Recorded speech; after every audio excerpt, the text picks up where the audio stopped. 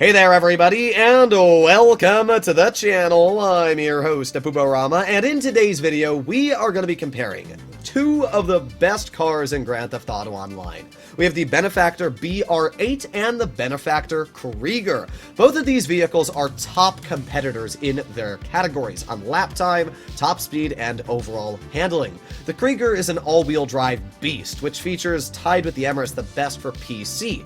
And then we have this open-wheel monstrosity being the BR8, which features a much better lap time, but a much slower top speed. So the question is, on a normal GTA drive, from where we currently are, down through the busy city streets, making our way through Vinewood Hills, and all the way to the end of the course, which of these two vehicles are going to do better?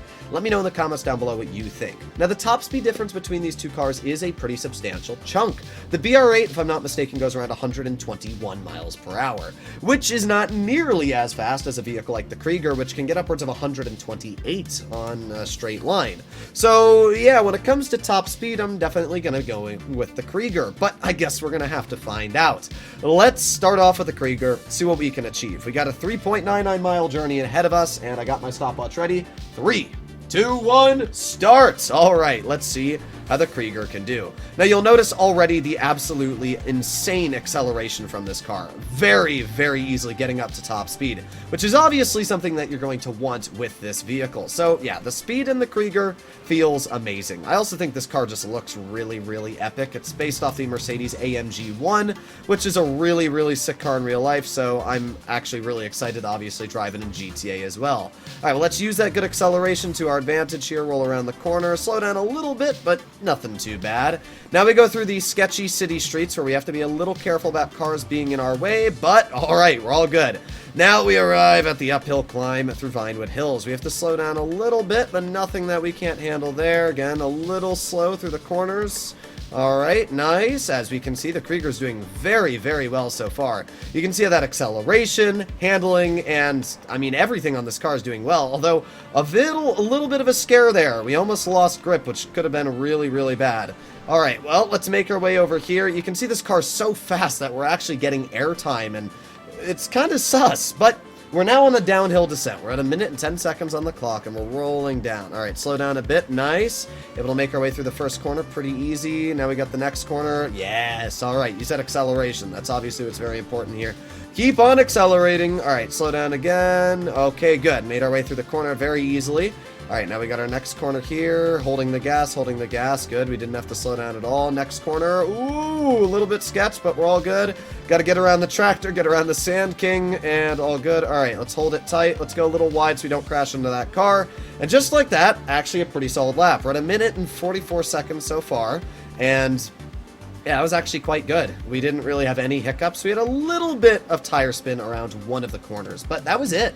Apart from that, we have had no problems with the Krieger whatsoever, and using our top speed is obviously going to be really, really nice at this ending bit here, because we need that speed to set as good of a lap time as possible. So we're going to roll around this corner, slow down a bit, alright, and now we got to get around this corner here, which is a bit sus, but we're all good, and I'm going to count that. So 2 minutes, 15 seconds, or ish. I mean, I took that last corner a little wide, but for the most part, that was around a 2 minute, 15 second lap time to make our way all the way over to our broken BR8 that I did one practice lap, and you can see this thing is absolutely demolished. So that wasn't bad at all. I'll actually say the Krieger did a pretty solid job. The acceleration, top speed, and everything felt very, very comfortable. I think the Emirates does handle a bit better, but we did set actually a pretty good lap time, better than the Emirates' lap time in the Krieger. So yeah, not all too bad. So let's line the Krieger up here. Let's go get out the BR8 and see how it does.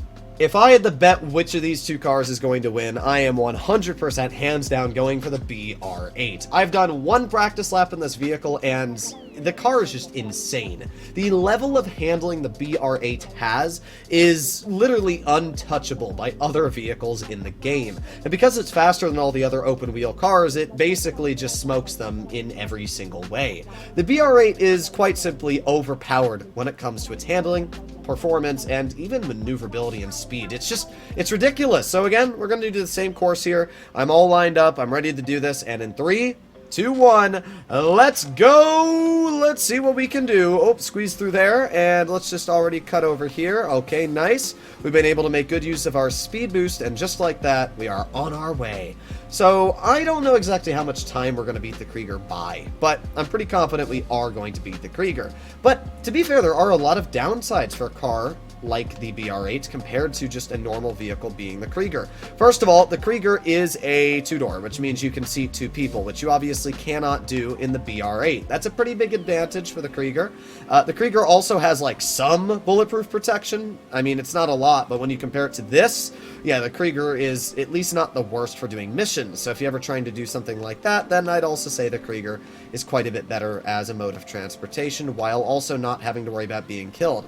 But holy, look at this car. I mean, we had to let go of the gas for a teeny bit there to roll around that corner, but apart from that, we are completely fine so far. That car almost turned into us, but we're doing fine. Let's hug this nice and easy. All right. So a minute in, we are on our downhill descent. And this is quite an easy downhill descent. Because the Krieger, not the Krieger, but because the BR8 turns so well, I would expect this car to just, I mean, look at that. Just, it's so easy. It's insane.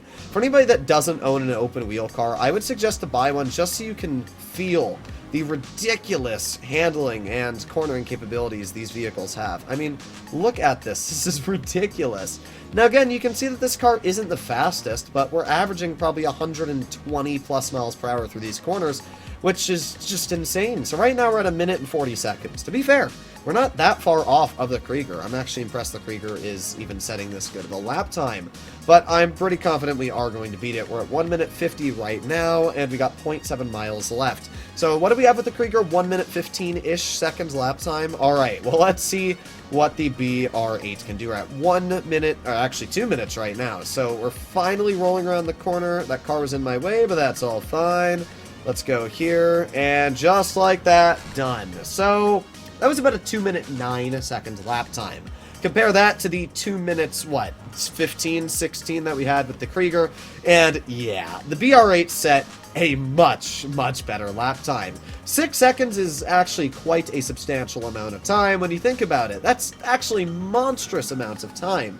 So it's actually insanely impressive just how good the BR8 is on its overall everything. Sure, the vehicle isn't the fastest, but it doesn't really need speed when you've got everything else going for it. Plus, it can still go over 120 miles per hour, which is really all you need in a normal GTA session. So at the end of the day, this car is absolutely ridiculous. If you'd like to see more like it, please consider smashing that subscribe button down below. And let me know if you have the BR8 or you mess around with this car a lot, because I usually just don't ever see people driving open wheel cars in any session.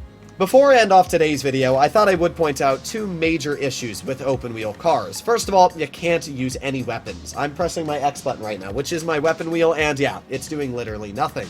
The other problem with open wheel cars is the price tag. If we make our way over to Legendary Motorsport, go to Special, we can see all of the special vehicles. And the BR8 costs $3.4 million.